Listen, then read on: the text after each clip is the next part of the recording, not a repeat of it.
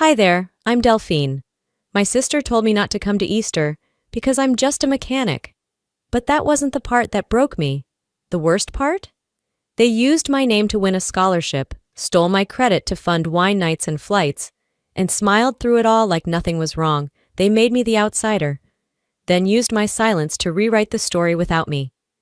You ever feel like the people who should protect you are the ones quietly tearing you down? Yeah, same here.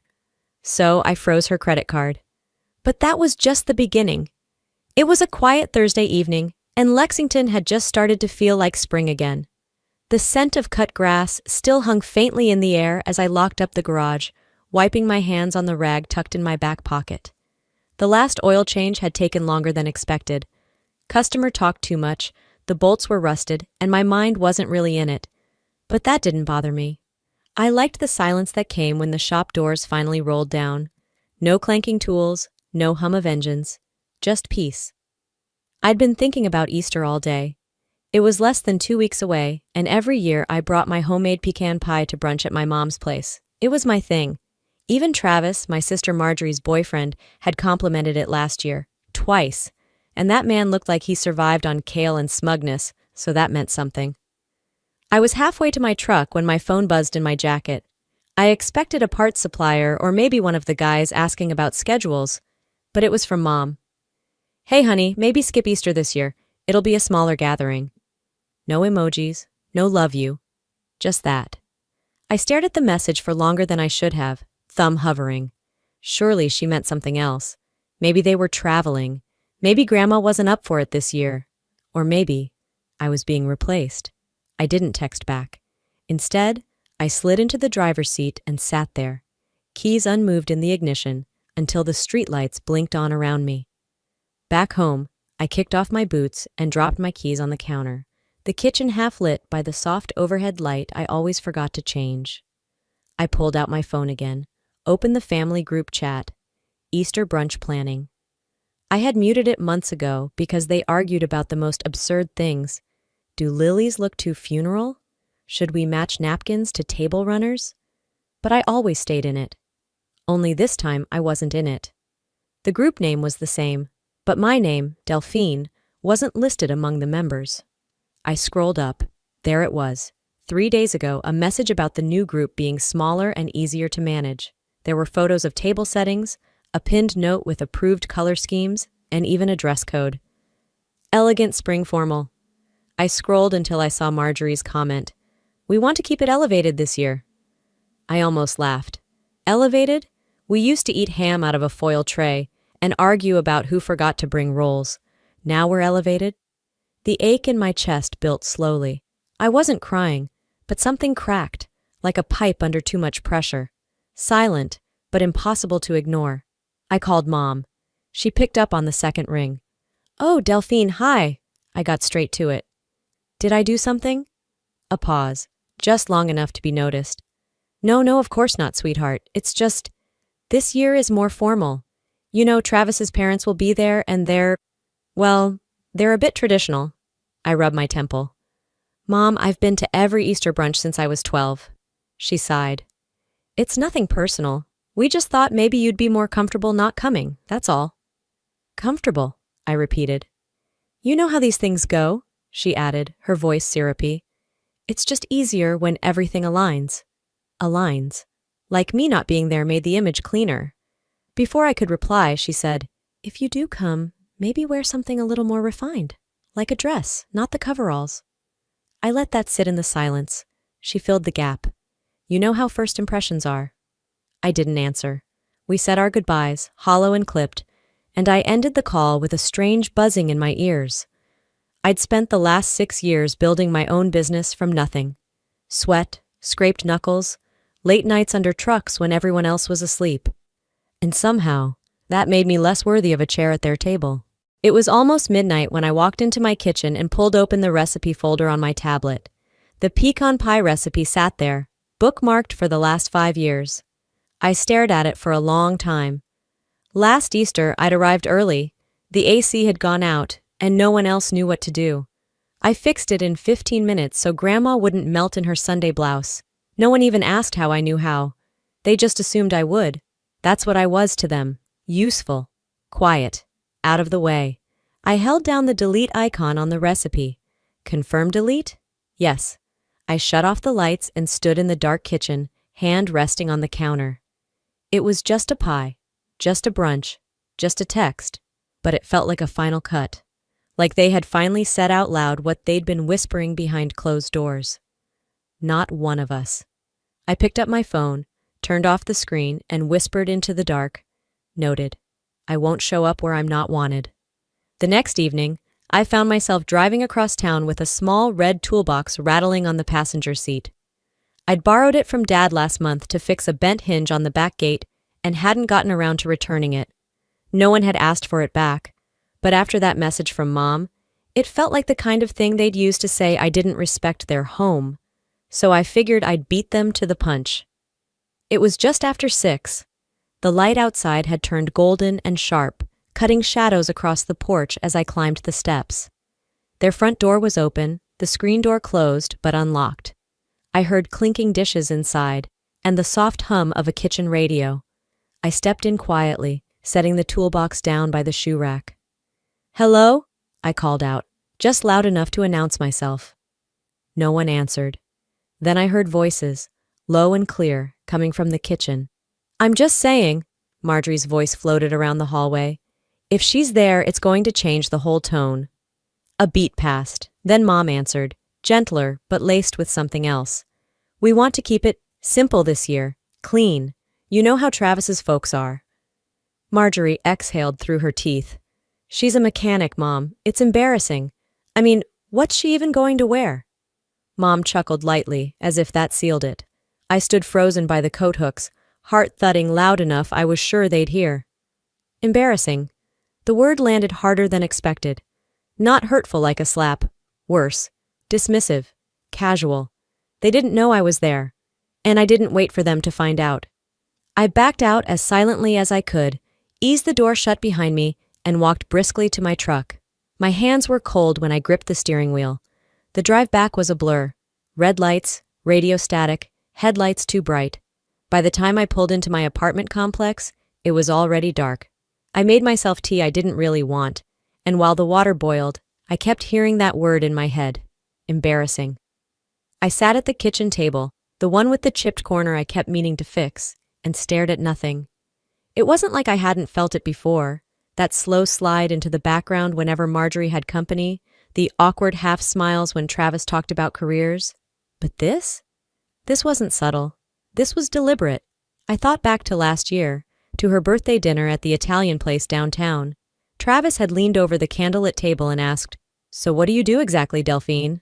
I'd opened my mouth to answer, but Marjorie jumped in. "Oh, she's into automotive stuff, kind of freelance. She's got a lot going on." I remember nodding, smiling even, like it didn't matter, like I hadn't just rebuilt a transmission that week and signed a lease on my second bay. I let her do that, blur me into something vague, palatable. That was on me. I finished my tea and opened Instagram, half out of habit. Marjorie had posted a photo the day before, a brunch spread with quiche, mimosas, her and Travis sitting with Mom and Dad. The caption read, "Always grateful for family." I wasn't in it. Not just physically. I wasn't tagged, mentioned, anything. Even Grandma's neighbor had commented, "Where's Delphine? Miss seeing her." No one replied. Scrolling down, I noticed older photos where I had been tagged were now just gone. The birthday dinner? The 4th of July cookout where I brought the giant flag cake. Christmas morning when I fixed the garbage disposal before brunch. Deleted. Or maybe just hidden. It felt surgical, like being snipped out of a scrapbook page with those fancy scissors Marjorie used to collect. I stared at the screen until it blurred, then shut my phone off and stood. There was no reason to cry over this. Not really. No one died. No one yelled. This wasn't some dramatic betrayal. It was just slow, quiet erasure. Later that night, I pulled out my old leather-bound notebook from the drawer next to my bed. I hadn't written in it in months, maybe longer. The pages still smelled faintly like peppermint from an ancient lip balm I kept inside the front pocket. I started writing. Not poetry, not a rant, just facts. Words I couldn't say out loud. She thinks I'm embarrassing. They erase me one tag at a time. I used to be someone they thanked. Now I'm someone they tolerate. Barely. I flipped back a few pages. One entry, dated over a year ago, caught my eye. It was from the week Marjorie got accepted into grad school. Thank you for everything. I couldn't do this without you. Her handwriting was looped and soft, scribbled on a post-it note she'd left in my glove box after I drove 6 hours to help her move. I ran my fingers over the ink until it smudged slightly. Then I closed the journal and whispered into the dark, "Yeah, apparently you can." I left the journal on my nightstand and stayed in bed longer than usual the next morning. It wasn't that I was tired, my body was used to long hours, but something in me felt still. The kind of stillness that settles in after you've stopped making excuses for people. By noon, I was at the shop. I didn't have customers booked that afternoon, just a couple of oil filters to reorder and some paperwork to catch up on. I brewed coffee, booted up my laptop, and sat down at my desk in the office that doubled as a storage closet. That's when I noticed the envelope. It had come with the morning mail and sat between a parts invoice and a tire catalog. Plain white. No return address beyond Lexington Higher Education Foundation. I tore it open with a screwdriver tip. Dear Miss Calloway, we would like to formally thank you for your generous contribution to our 2023 Academic Merit Fund. Your support has helped students like Marjorie Calloway thrive in their continued educational pursuits. I stopped reading. Marjorie. I flipped the page over. There it was, her name, bolded in the announcement section. Recipient of the 2023 Honor Scholarship, sponsored by Miss Delphine Calloway. I blinked. My fingers tightened around the paper. I'd never filled out anything for that foundation, never made a public donation.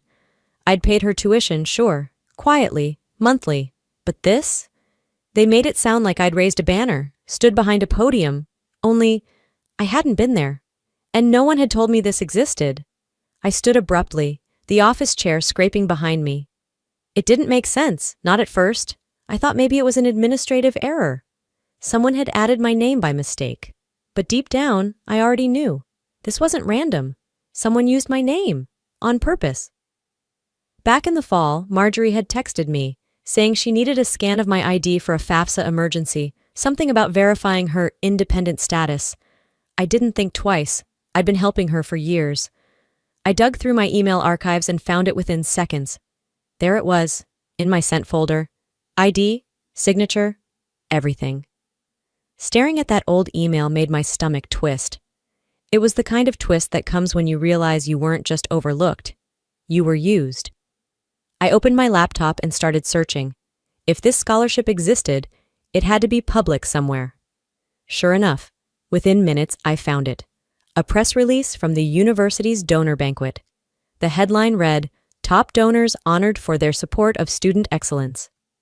There was a slideshow embedded at the bottom. I clicked through, fast at first, then slower when I saw familiar faces. Slide 14 stopped me cold. There she was, my mother, standing at a podium accepting a plaque. The caption beneath it, "Mrs. Nadine Calloway, accepting on behalf of the Calloway family in honor of their daughter's scholarship gift." Not my name, not my gift, just the family. The bile that rose in my throat wasn't rage, not yet.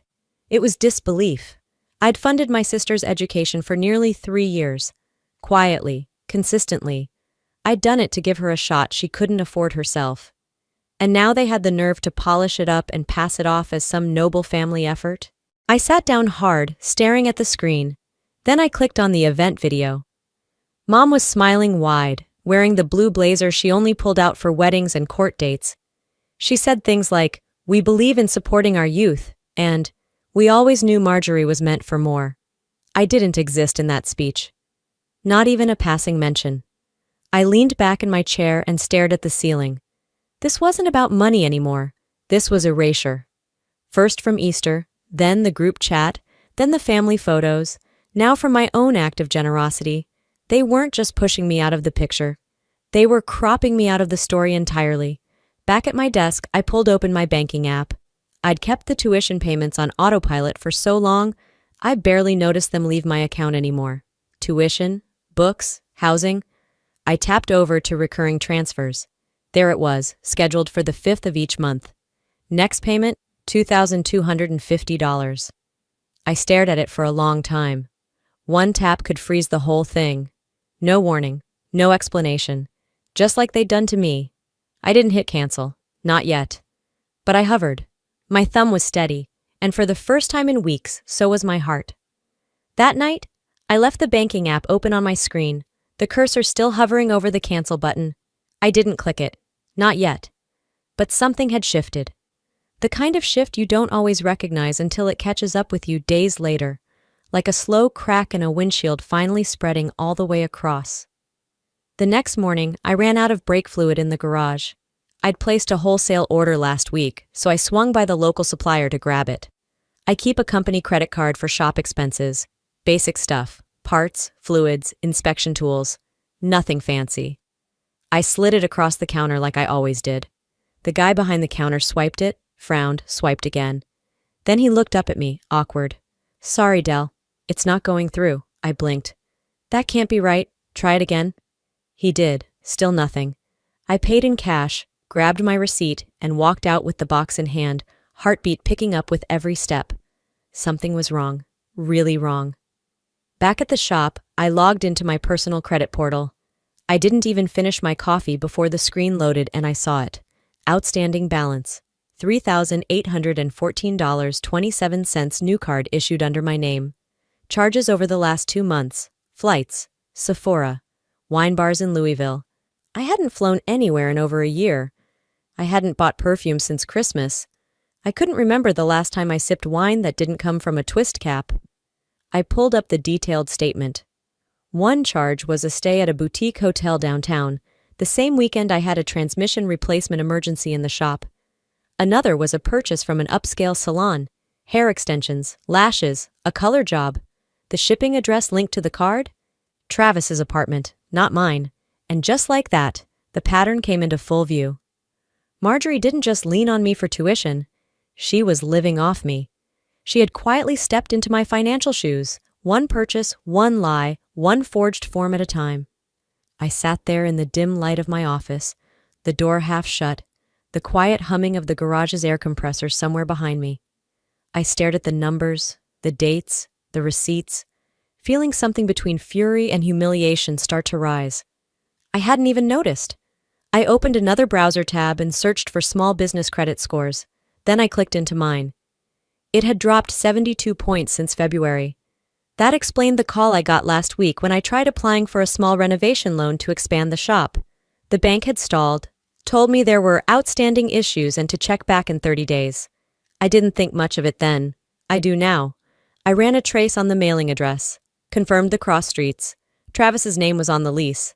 I recognized the complex, bougie place with valet trash and those little community libraries on every corner. I scrolled through my contacts, stopping at my bank rep's name. I didn't press call. Not yet. Instead, I pulled screenshots, statements, fraud alerts, credit notices, every receipt I could find. I created a folder and emailed it to myself, just in case. Back home, I heated up leftover chili and sat on the couch, my laptop beside me. The apartment was quiet, too quiet. It made my thoughts louder. This wasn't just about Marjorie anymore, or Easter, or even the scholarship. This was theft. This was erasure. This was betrayal with a price tag and my name on the receipt. I opened a draft message on my phone. "Mom, I need to talk to you about the credit card and everything else." I stared at it, reread it. My thumb hovered over send, but I didn't send it, because I already knew what would happen. They'd deflect, spin it, turn it into a misunderstanding, call me sensitive, accuse me of blowing things out of proportion, just like always. So instead, I backspaced slowly, watching each letter disappear until the message was gone. Then I locked my phone, leaned back into the couch, and let my silence do the talking. They won't hear it. They'll spin it, like always. Friday came and went like fog on glass, quiet, still, and hard to wipe off. I couldn't focus at work. Every time the phone buzzed, I thought it might be her, or worse, Mom. Instead, it was Travis. He showed up just after 6, pulling into the lot behind the shop in his silver Subaru. I was tightening a bolt on a customer's front axle when I heard the tires crunch over gravel. He stepped out, holding a small cardboard box like it was ticking. Hey, he said, voice low, unsure. Is now a bad time? I wiped my hands on a rag and straightened. Depends. Are you about to make my day worse? He offered a strained smile and held out the box. This came to my place. It had your name on it, but Marjorie said it was a mix-up. I took it. The return label read, Belle Lux Skincare. I didn't use Belle Lux. I didn't even know what Belle Lux was, but the last name printed under my first? My own. I didn't say anything, just motioned for him to follow me inside. The office smelled like warm motor oil and day-old coffee. I opened the box while Travis stood awkwardly in the doorway. Inside were 2 glass jars, anti-aging serums, both $119 apiece. A receipt tucked under the bubble wrap confirmed the shipping address. His apartment. Travis leaned on the doorframe. You didn't send that to yourself? I shook my head. He watched me for a long beat, then sat down. She said your parents were paying her tuition. She said you were kind of not around much. I pulled open my drawer, grabbed a folder, and dropped it on the desk in front of him. You should see this. Credit statements, scholarship letters, copies of receipts, bank emails. It was all there. I didn't explain. I didn't have to. His eyes moved slowly over each page, the color draining from his face. This is a lot, he said finally, voice hollow. She used my info. She forged my signature. My mother accepted a plaque meant for me like she earned it. I paused, jaw clenched. I've been paying for everything. Not them, me. He leaned back like someone had pulled the floor out from under him. She lied to me, he whispered, about all of it. She lies like it's air, I said flatly. She doesn't even flinch anymore. Travis ran a hand through his hair. I had no idea. Yeah, I murmured. That's the point. He stood up slowly. I don't know what to say. You don't have to say anything. Just don't pretend you didn't see it. He hesitated. Are you going to tell her I know? I looked up at him. Not yet. He gave a slight nod, then turned and left without another word. I sat there for a long time, staring at the receipts scattered across my desk, heart pounding against the weight of years I'd spent pretending this kind of betrayal was normal. That night I got the call. Mom. Her name blinked on my phone screen just after 9. I answered on the 3rd ring, bracing myself. Delphine, sweetheart, she began, syrupy sweet. How are you holding up? I didn't respond. She continued. I heard there's been confusion, maybe some tension between you and your sister. Tension? I snapped. You mean the credit fraud? The lies? The fact she's used my name and money like they're hers? There was a pause.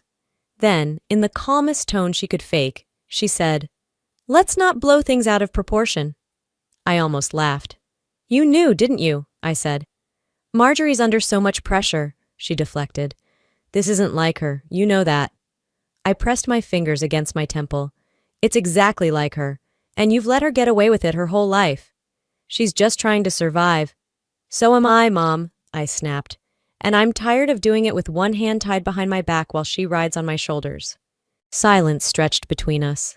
Then she sighed. You've always been so emotional. And there it was, the dismissal, the gaslight, the same script they always used when I dared to speak up. I ended the call without another word. Back in the garage, alone under the buzz of the flickering shop light, I picked up my phone again, typed one sentence, one chance. Tell Travis everything, or I will. I hit send and watched the little delivered checkmark appear. Then I set the phone down, walked to the corner cabinet, and pulled out the dusty manila folder I hadn't touched in over a year. Inside was the original account authorization form, the one I used to set up her tuition autopay, the same one I was about to destroy. Saturday morning started like any other. The garage opened at 9, and the crew rolled in with coffee cups and playlists. The smell of grease and burnt toast from the deli next door mingled in the air. I was under the hood of a '97 Bronco, humming along to a Stevie Nicks song, when I heard the front bay door slam open. Then her voice. You froze my card? Are you out of your mind? Marjorie. I hit my head on the hood latch as I jerked upright. My entire crew stopped what they were doing, even Kenny, who never takes out his earbuds, turned to look. Customers froze mid-conversation. One man holding a donut actually dropped it. She stomped into the center of the shop in heels too tall for asphalt and rage too loud for reason. Her face was red, eyes glossy, hair pulled into one of those buns that screamed chaos. "You think you're clever?" she spat. "Travis knows. Mom's furious. You humiliated me."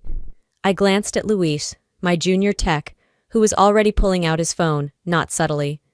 "Do you want to do this here?" I asked, wiping my hands on a rag, keeping my voice low. "You already did this here," she shrieked. "I got declined trying to check into a hotel this morning, like some broke con artist. Do you have any idea what that felt like?" "Probably a lot like what it felt like getting denied a car loan for a business expansion," I said, "because someone ran up charges under my name and trashed my credit." She blinked. Then she tried to recover. "It wasn't like that." I stepped forward. "No? What was it like, Marjorie? Fraud adjacent? Accidentally stealing? I gave you years of my money, my trust, my silence. You wore it like perfume." Someone in the back whispered, "Sheesh." Marjorie glanced around, saw phones up, eyes on her. Her voice lowered, but her venom stayed. "You've always hated that I have more." That made me laugh. "You have more what? More shame? More audacity? You stole from me, lied to everyone, and you expected me to keep funding your life like some invisible bank account with no PIN number and no limits." She shook her head. "You're just bitter. You never got out of this dump." I raised my voice clear and steady. "No, Marjorie. I built this dump.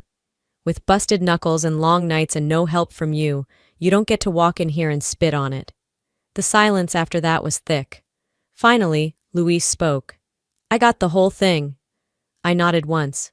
"Good." Marjorie's mouth opened, then shut. She turned and stormed out, slamming the door behind her so hard the glass rattled. 10 minutes later, Travis showed up. He looked tired, like someone who hadn't slept or shaved in 2 days. He walked past the front desk holding an envelope, folded and crumpled like it had been stuffed in a pocket for hours. He handed it to me without a word. I opened it. A letter, creased, stained, torn in one corner. The university scholarship letter, addressed to me.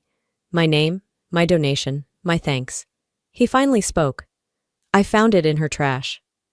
I looked at him. "She didn't even shred it?" "She didn't even read it," he replied. I asked her about it. She said, "It was just some donor thing Delphine got weird about." I nodded, pressing my lips together. "She didn't even try to lie well," he added, eyes dull. I set the letter down. "Thank you for bringing it." He paused. "You were right." "Too late now," I said, not unkindly. "Just final." That night, I didn't pour a drink. I didn't cry. I didn't call anyone to vent. I sat at my desk in my apartment, flipped open my laptop, and logged into the university payment portal. The tuition autopay still sat there like a ticking bomb, waiting to go off again in 4 days. I clicked Edit, then Delete Payment Method. A red warning popped up. "This action is irreversible. Are you sure?" I didn't blink. Yes, I clicked it. And for the first time in years, I exhaled. Long, full, and clean. It felt like breathing real air after months of being underwater. The silence after I clicked yes didn't feel empty. It felt earned. Clean. Like the absence of something rotting. The next morning, I woke up before sunrise, opened the windows, and let the air in. It was crisp with spring, and for the first time in what felt like months, I made coffee without checking my bank account or bracing for another betrayal. But peace never lasts long when you're dealing with people who only know control through chaos. 3 days later, I found a letter in my mailbox. Real paper, blue ink, careful cursive that I recognized instantly. Nadine's handwriting. My mother still believed in the power of pen over text, especially when she wanted to seem warm. Honest. "Delphine, families argue. We fight. We forgive. It's what we do. Come by next Sunday. I'll make that lemon tart you love. Let's talk like grown-ups." There was even a little heart drawn at the end of her name. If I hadn't lived 34 years in that woman's orbit, I might have melted at the sugar. Instead, I folded the note neatly and slid it into the drawer with the expired coupons and half-dead pens.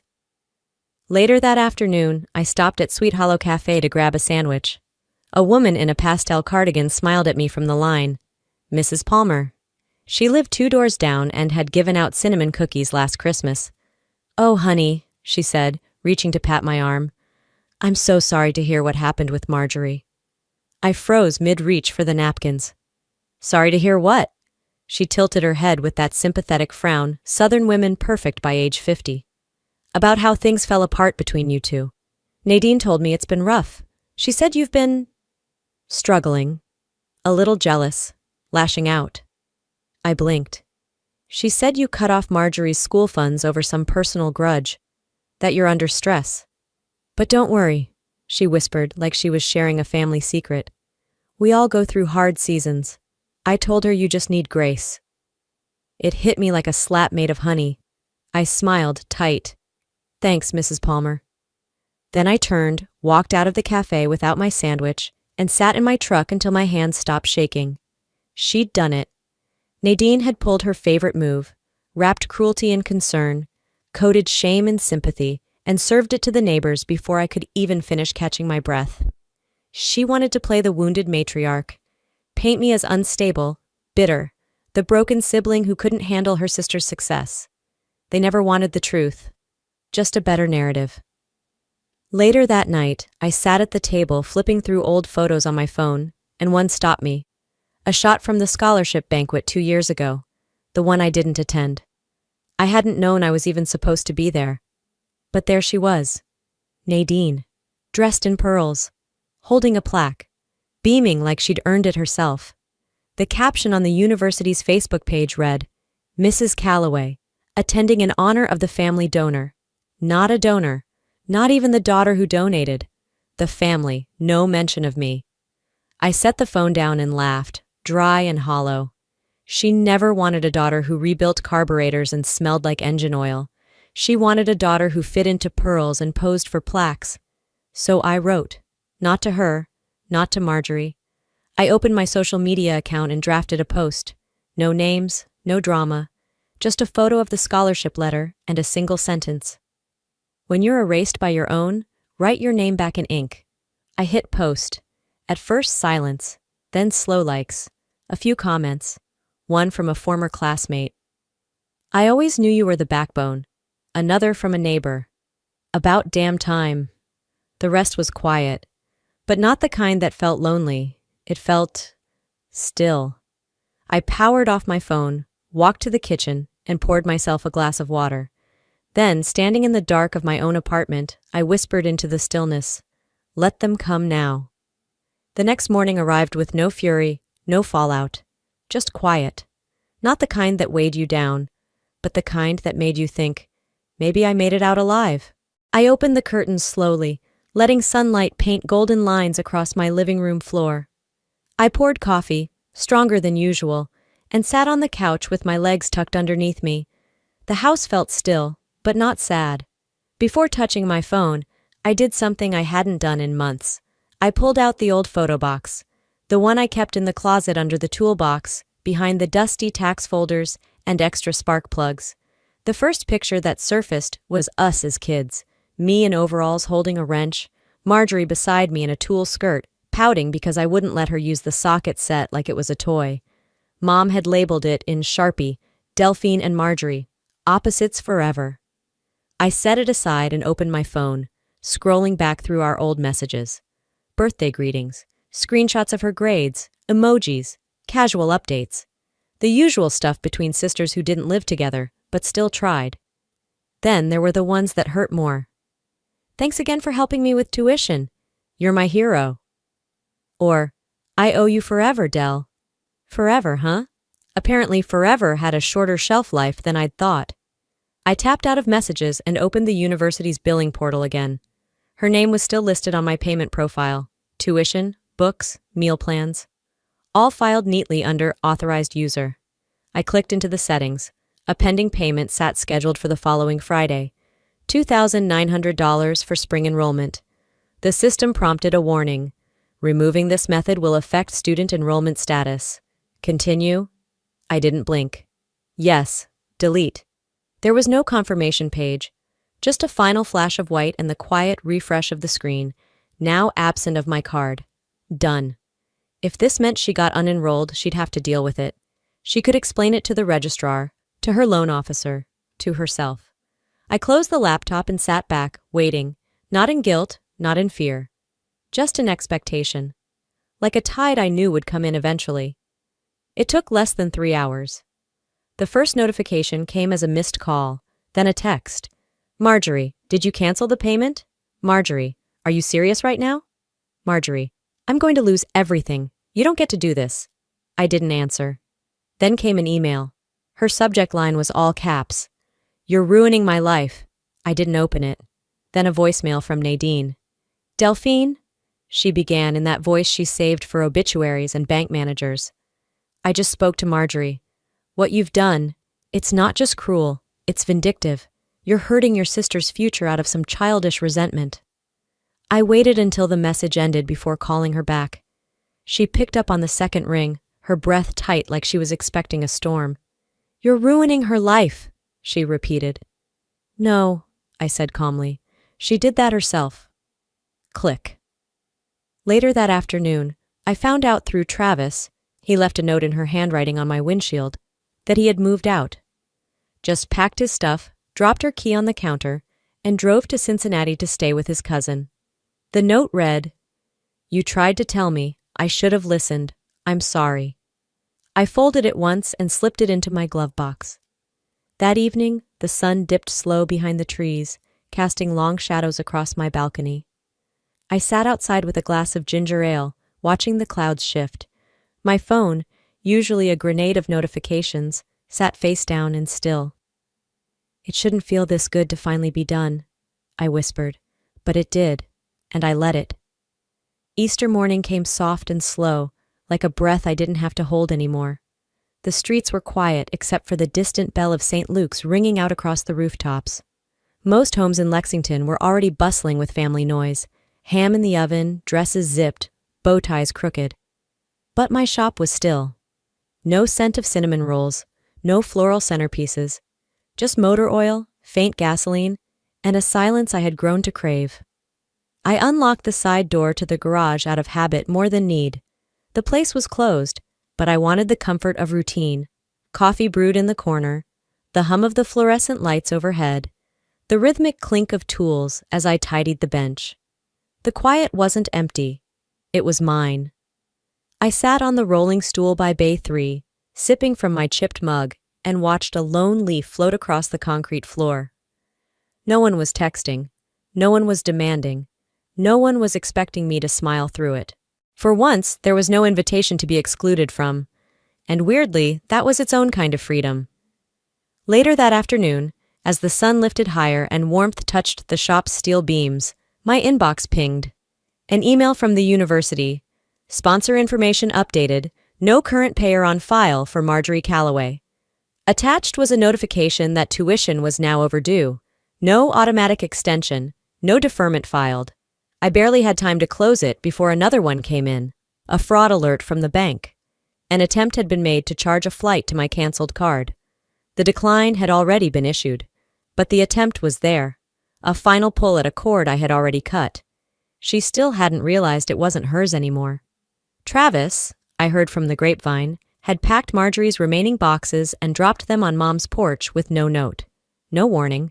Just walked away like someone finally freeing themselves from the gravity of someone else's orbit. That night, my phone buzzed again. A long message from Nadine. We're still your family. Don't let one mistake ruin everything. You've always been strong. Don't become bitter. I stared at it a long while, then typed, One mistake didn't ruin everything. 100 silences did. I hit send. That was it. No punctuation, no apology, just truth. The next morning, Inez showed up. No text ahead, no dramatic knock. She stood in my doorway holding 2 coffees and a paper bag of warm biscuits. Didn't feel like letting you spend Easter weekend alone, she said simply. We sat on my back steps, watching the neighborhood cats dart between fences. How you holding up? She asked gently, not prying, not pretending. I took a slow breath, nodded. Better than I ever thought I could. She smiled and passed me the cinnamon biscuit. You've always been the one who fixed what was broken. This time I didn't correct her. 3 weeks passed. Spring rolled in for real. The dogwoods bloomed outside the shop windows, and we had to open the bays early each morning just to let the air move. The garage was busier than ever. I hired a second tech, Lisa, sharp with diagnostics and quicker than most guys I'd trained. We knocked out jobs in half the time, and customers started showing up just to ask if the lady who fixed their brakes was available again. On a Tuesday morning, a little girl, maybe 6, came in with her mom for an oil change. She handed me a folded piece of notebook paper with a crayon drawing on the front. A lopsided car sat on top of a castle, and underneath it read, Miss Delphine's Car Castle. I laughed, really laughed. Then I pinned it to the corkboard in my office, right beside the folded scholarship letter, the one with my name that had almost been erased. Not anymore. The ink had dried, and it was staying. And this time, the name on the plaque is mine.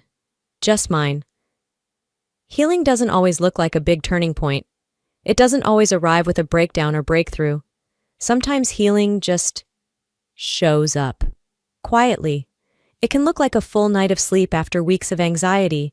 It can sound like your own breath when you finally stop holding it in. It can feel like peace, not because something dramatic happened, but because you've stopped waiting for someone else's permission to let go. I used to think loyalty meant staying silent. I believed that being a good daughter, a good sister, a good friend meant not rocking the boat, even if that boat was sinking. I thought love meant shrinking myself to make room for other people's comfort, even if it made me disappear.